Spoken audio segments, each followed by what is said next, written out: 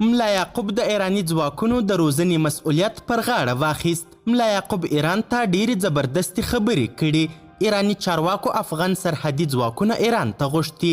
دا چې ملا یعقوب څنګه د ایراني ځواکونو د روزنې مسؤلیت پر غاړه واخیست؟ ایراني چارواکو ولې افغان سرحدي ځواکونه ایران ته غوښتي؟ ایران څه ویلي؟ بشپړ حال را سره همدغه روانه ویډیو کې کتلی سئ. سلامونه قدرمنو لیدونکو، مشال پریس یوټیوب چینل ته مو هرکلی کوم. د ایراني عسکرو او طالبانو ترمنځ په سرحدي سیمو کې له پرله پسې نښتو وروسته د ایران د پولیسو ځواکونو سرپرست قمندان قاسم رضایي وایي دوی چمتو دي چې د طالبانو سرحدي ځواکونه وروزي. د ایران د پولیسو ځواکونو سرپرست قمندان قاسم رضایي وایي په سرحدي پروتوکولونو د پوهېدو لپاره دوی چمتو دي چې د طالبانو پولساتي عسکر وروزي. خو د طالبانو حکومت وایي ایرانی پولسات هم زموږ روزلو ته اړتیا لري. ایرانی مهر خبري اژانس پرون د قاسم رضایي له قوله لیکلي اړینه ده چې د طالبانو سرحدي ځواکونه یو ډول لباس ولري او نړیوالو قوانینو ته غاړه کیږدي.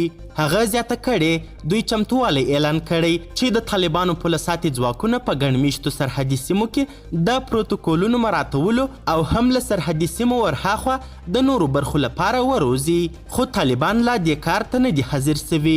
خو د طالبانو حکومت بیا د ایران د پولیسو ځواکونو د سرپرست قمندان د دې څرګندونو په غبرګون کې وایي لومړی ایراني عسکر زموږ روزلو ته اړتیا لري ځکه نښتې د هغوی د سرغړونو له امله پیل سوي دي.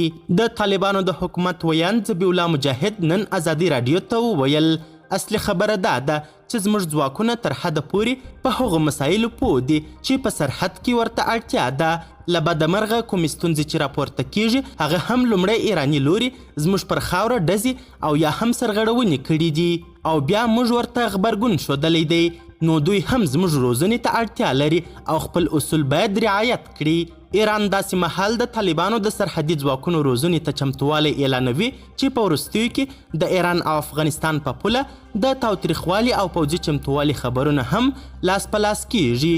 د می په 28 د نیمروز په کنګ ولسوالۍ کې ایراني او طالب ځواکونو په یو بل ډزې وکړې چې په پایله کې د ښاغلي رضایي په خبره یو ایراني عسکر وژل سوی او 3 نور ټپیان سول. په دې نښته کې د افغانستان د اسلامي امارت یو سرتیری هم شهید سو. قدرمنو لیدونکو د ویډیو له کتلو مو نړۍ مننه. د لا زیاتو او نورو لحظه پر لحظه خبري مطالب لپاره زموږ همدغه مشال پریس یوټیوب چینل سبسکرایب کړي. تر بیا او بلې ویډیو ښه وخت ښې چارې د الله په امان.